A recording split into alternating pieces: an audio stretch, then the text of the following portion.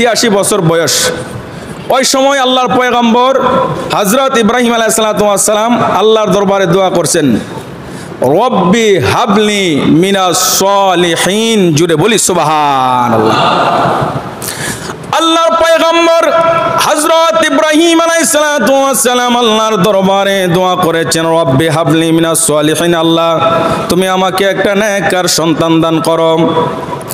আল্লাহর পয়গম্বর হযরত ইব্রাহিম আলাইহিস সালাম যখন এই দোয়া করলেন, আমার আল্লাহ সুবহানাহু ওয়া তাআলা ইব্রাহিম নবীর দোয়া কবুল করলেন। আমার আল্লাহ বলেন, ফাবাশশারনাহু বিগুলামিন হালিম।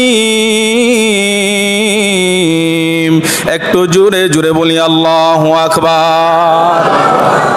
এটা কুরআনুল কারীমের সূরা সাফফাত থেকে বলতেছে। সূরা সাফফা আপনারা খুলে দেখবেন, 100, 101, 102 এরকম ভাবে আয়াত। আল্লাহর পয়গম্বর হযরত ইব্রাহিম আলাইহিস সালাম যখন দোয়া করলেন, রব্বি হাবলি মিনাস সলিহিন, আল্লাহ আমাকে একটা নেককার সন্তান দান করে দাও।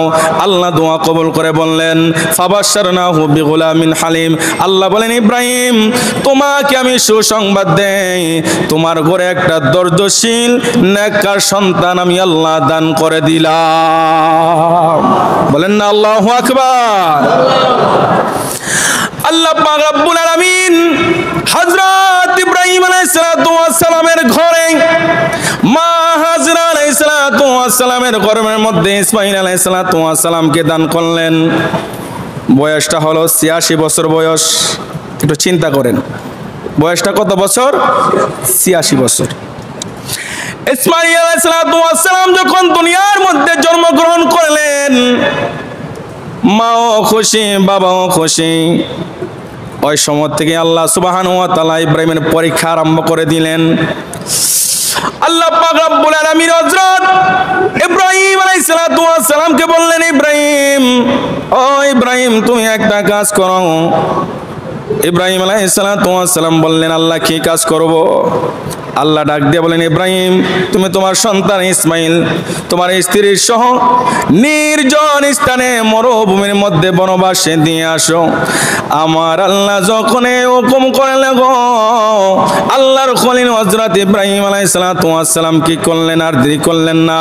আল্লাহর হুকুম পাইয়া নবজাত শিশু ইসমাইল আলাইহিস সালাম ওনার মা সহ মরুভূমির মধ্যে নির্জন স্থানে, যেখানে কোনো পানির ব্যবস্থা নাই, খানার ব্যবস্থা নাই, কোনো মানুষ বসবাস করে না, এমন একটা স্থানে হযরত ইসমাঈল আলাইহিস সালাম ওনার মা সহ নির্বাসনে দিয়ে আসছেন, বনবাসে দিয়ে আসছেন আল্লাহর হুকুম মতে।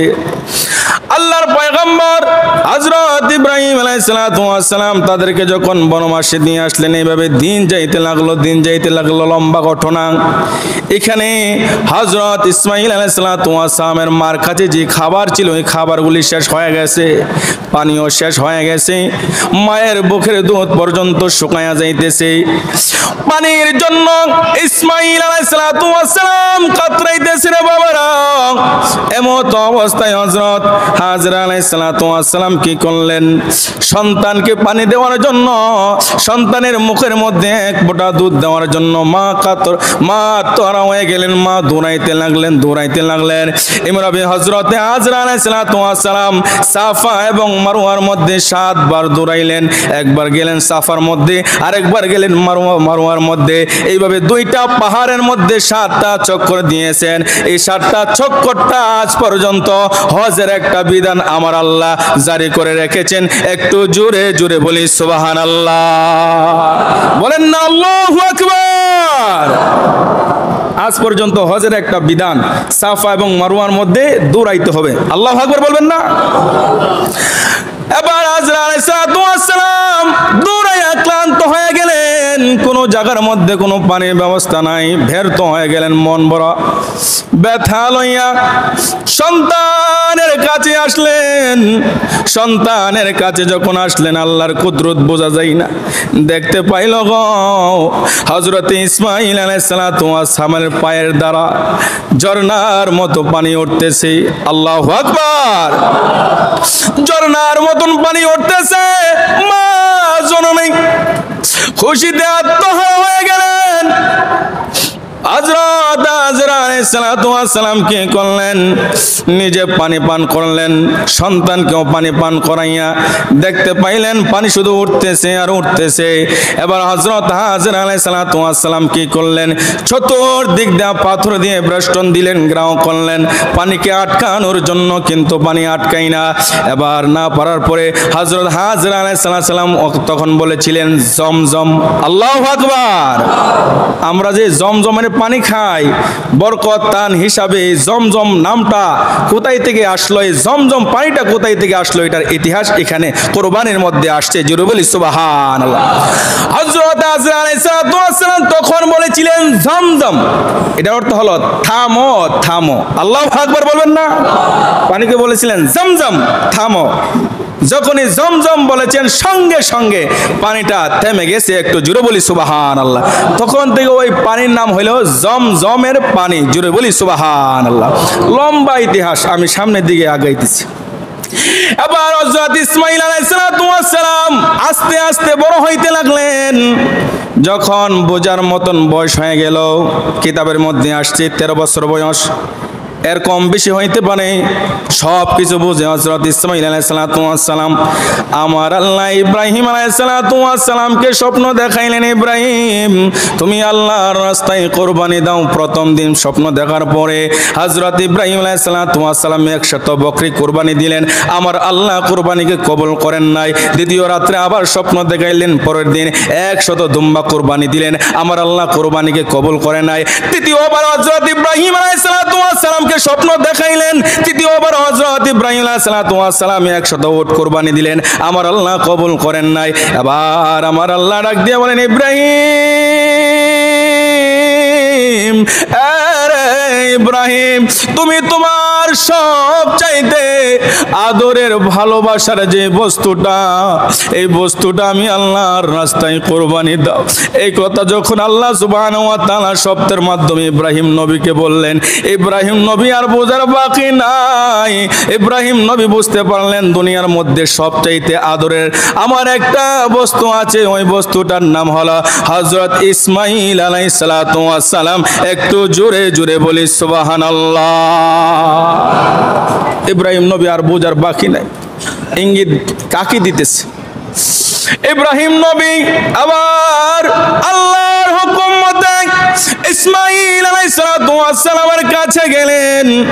ইসমাঈল আলাইহিস সালামের কাছে যাওয়ার পরে মাকে বললেন, ইসমাঈলের মাকে বললেন তুমি তোমার সন্তানকে গোসল করাইয়া দাও, ভালো পোশাকটা পরাইয়া দাও। আবার মা কি করলেন? স্বামীর হুকুম মতে সন্তানকে গোসল করাইলেন, সুন্দর করে সাজাইয়া দিলেন। এবার ইসমাঈল আলাইহিস সালামকে নিয়ে হযরত ইব্রাহিম আলাইহিস সালাম কোরবানগাহ মিনার বাজারের দিকে রওনা দিলেন। আল্লাহু আকবার। মিনার বাজারের দিকে যখন রওনা দিলেন, বাবা আল্লাহর প্রতি কেমন প্রেম, কেন আমরা কোরবানি আদায় করব? আর কোরবানি দিতে গেলে কতটুকু প্রেম অন্তরে, আল্লাহর প্রেম আমাদের রাখতে হবে, একটু বুঝে নেন। এবার ইসমাঈল আলাইহিস সালামকে নিয়ে যখন হাঁটতে লাগলেন, প্রতিমধ্যে শয়তান আসছিল কুমন্ত্রণা দেওয়ার জন্য, কিন্তু শয়তানকে ঢিল মারছে। লম্বা আলোচনা, শয়তানকে ঢিল মারছে, ওই জিল দিয়ে মারছে। এখন পর্যন্ত হজের একটা বিধান, ঢিল মারতে হয় শয়তানকে। এখানে লম্বা একটা আলোচনা ছিল, আমি সামনের দিকে অগ্রসর হয়। এবার হযরত ইসমাঈল আলাইহিস সালাম হযরত ইব্রাহিম আলাইহিস সালামকে বললেন, বাবা গো আমরা কোথায় যাইতেছি? তখন হযরত ইব্রাহিম আলাইহিস সালাম সব ভেঙে ইসমাঈল আলাইহিস সালামকে বললেন, একটু জোরে জোরে বলি সুবহানাল্লাহ। আমার আল্লাহ কুরআনুল কারীমের সূরা সাফফাতের 102 নং আয়াতের মধ্যে এই আলোচনা করেছেন। ইব্রাহিম আলাইহিস সালাম ইসমাঈল আলাইহিস সালামকে লক্ষ্য করে বলতেছেন, ফালাম্মা বালাগা মাহু সায়া ক্বালা ইয়া বুনাইয়া ইন্নী আরা ফিল মানামি আন্নী আযবাহুকা ফানজুর মাযা তারা ক্বালা ইয়া আবাতি ফাআল মা তু'মারু সাতাজিদুনি ইনশাআল্লাহু মিনাস সাবিরিন। আল্লাহু আকবার। সূরা সাফফার 102 নং আয়াতের মধ্যে আমার আল্লাহ বলেন, ইব্রাহিম নবী ইসমাঈল নবীকে লক্ষ্য করে বলতেছেন, ইসমাঈল আল্লাহ সুবহানাহু ওয়া তাআলা আমাকে হুকুম হুকুম দিয়েছেন তুমি ইসমাইলকে জবাই করার জন্য, কোরবান করার জন্য। ইসমাইল তোমার মতামত কি একটু জানাও। ইব্রাহিম নবী যখন সন্তানের কাছে মতামত জানতে চাইল, যেমন বাবা তেমন সন্তান। এবার ইসমাইল আলাইহিস সালাম বললেন, বাবা গো, ও আমার বাবা, আপনি বলেছেন আল্লাহ আপনাকে হুকুম করেছে আমি ইসমাইলকে কোরবানি করার জন্য, আমি ইসমাইলকে জবাই করার জন্য। বাবা গো, আল্লাহর হুকুম আপনি অতি তাড়াতাড়ি করে আদায় করেন। বাবা ক্বালা ইয়া আবাতি ফাল মা তুমারু। বাবা গো, আমি ইসমাইলকে আপনি জবাই করে ফেললেন, নিশ্চয়ই আপনি আমাকে ধৈর্যশীলের সাথে পাবেন। একটু জোরে জোরে বলি সুবহান, বলেন না আল্লাহু আকবার। একটু চিন্তা করেন, আমাদের সন্তানকে যদি এরকম কথা বলা হইতো যে বাজান তোমার আমি কোরবানি করব, জবাই করব, আমাদের সন্তানরা রাজি হইতো? কোন দিকটা যেন ফালাইতো, রাস্তা শুধু বিচারিত। আর আমরা কি জবাই করতাম? করতাম না। হযরত ইব্রাহিম আলাইহিস সালাম যখন বললেন ইসমাইল আল্লাহ আমাকে হুকুম করেছেন তোমাকে জবাই করার জন্য, তুমি কি বলো? তখন ইসমাইল আলাইহিস সালাম বলেছেন, বাবা আল্লাহ যদি আপনাকে হুকুম করে থাকেন, আমি ইসমাইলের যদি 100টা জীবন দিত, আমি 100টা জীবন আল্লাহর রাস্তায় কুরবান করে দিতাম। একটু জোরে বলি সুবহানাল্লাহ। ইব্রাহিম আলাইহিস সালাম ইসমাইল আলাইহিস সালাম নিয়ে মিনার বাজারে গেলেন। মিনার বাজারে যাওয়ার পরে ইসমাইল আলাইহিস সালামকে কুরবানি করবেন। ইসমাইল আলাইহিস সালাম দুইটা চোখের পানি ছেড়ে বলতেছেন, বাবা আমার কিছু শর্ত আছে। ইব্রাহিম আলাইহিস সালাম বললেন, কিসের শর্ত? তখন ইসমাইল নবী বললেন, বাবা গো, আমি কোরবানি হব, আমার মনে কোনো দুঃখ নাই, কোনো কষ্ট নাই। বাবা আমার 1 নাম্বার শর্ত হলো, আমার কোরবানির পরে আমার রক্ত মাখা জামাটা আমার মার কাছে একটু নিয়ে দিয়েন। সুবহানাল্লাহ। আমার রক্ত মাখা জামাটা আমার মার কাছে নিয়ে দিবেন। ইব্রাহিম নবী বললেন, তোমার রক্ত মাখা জামাটা কিসের জন্য তোমার মার কাছে নিয়ে দিব? তখন ইসমাইল নবী বলেছেন, বাবা ছোট থেকে আমার মা আমাকে কষ্ট করে লালন পালন করেছে, আমি আজকে কোরবান হয়ে যাব আল্লাহর রাস্তায়।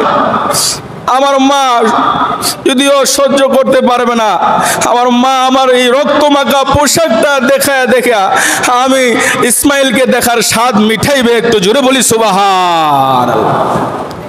বাবা আপনি একটা কাজ করবেন, আমার হাত পা গুলি বেঁধে ফেলবেন।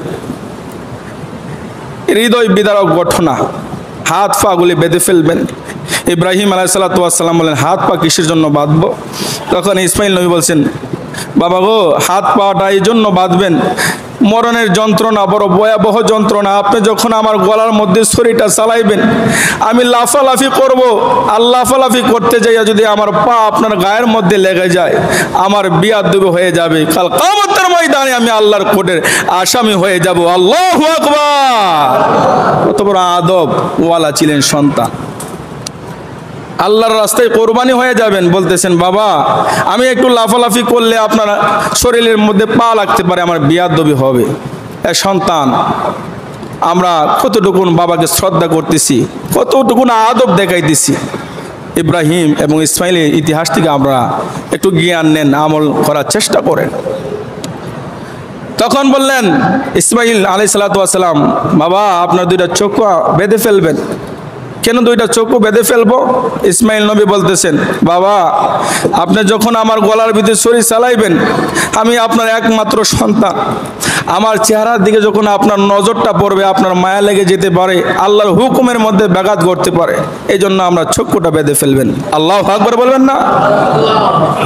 কতটুকু প্রেমিক ছিল আল্লাহর। আবার হযরত ইব্রাহিম আলাইহিস সালাম সব শর্ত মেনে ইসমাইল আলাইহিস সালামের গলার মধ্যে ছুরি চালাইবে। আমার আল্লাহর কুদরতি অন্তরে জোশ মাইরা দিছে রে বাবা। হযরত ইসমাইল আলাইহিস সালামের গলার মধ্যে ছুরি চালা। এর আগে ইসমাইল নবী বলেছিলেন, বাবা আপনার ছুরিটা একটু ভালো করে ধার দিয়ে নেবেন যদি কোনো কষ্ট না হয়। এবার ইসমাইল আলাইহিস সালামের গলার মধ্যে ছুরি চালা, কিন্তু ইসমাইল আলাইহিস সালামের গলাটা কাটে না। একবার চালাইলেন, 2বার চালাইলেন, 3বার চালাইলেন, কাটে নাই। আমার আল্লাহ ডাক দিয়ে বলেন, জিবরাইল জিবরাইল, আমি ইসমাইলের কুরবানিকে কবুল করে নিয়েছি, আর ইব্রাহিম আমার পরীক্ষার মধ্যে ফার্স্ট হয়ে গেছে। জিবরাইল আর দেরি করো না, ইসমাইলের শরীর নিচে তুমি জান্নাত থেকে একটা দুম্বা নিয়ে দিয়ে দাও। একটু জোরে জোরে বলে সুবহানাল্লাহ। জিবরাইল আলাইহিস সালাম আল্লাহর হুকুম পাই আর দেরি করলেন না, জান্নাত থেকে দুম্বা আসলেন, ইব্রাহিমের শরীর নিচে বালাই দিলেন। আস্তে আস্তে হযরত জিবরাইল আলাইহিস সালাম বলেছিলেন আল্লাহু আকবার, আল্লাহু আকবার, লা ইলাহা ইল্লাল্লাহু, আল্লাহু আকবার, আল্লাহু আকবার, ওয়ালিল্লাহিল হামদ। একটু চিৎকার মেরে বলি আল্লাহু আকবার। বলেন না ইয়া রাসূলুল্লাহ। এ মুসলমান, আমি আপনাদের কাছ থেকে জানতে চাই, ইব্রাহিম এবং ইসমাইল আলাইহিস সালামের মতো মন মানসিকতা রেখে আমরা কোরবানি করতে চাই কি চাই না? জবান খুলে বলি চাই কি চাই না? ওই প্রেম মহব্বত যখন অন্তরে থাকবে, অন্তরে রেখে যদি আমরা আমাদের পশুটাকে আল্লাহর রাস্তায় আল্লাহর নামে কোরবানি করে, আল্লাহ বলেন কোরবানির পশুমের বিনিময়ে আল্লাহ আমি নেকি দান করবো। জুড়ে বলি সুবহানাল্লাহ।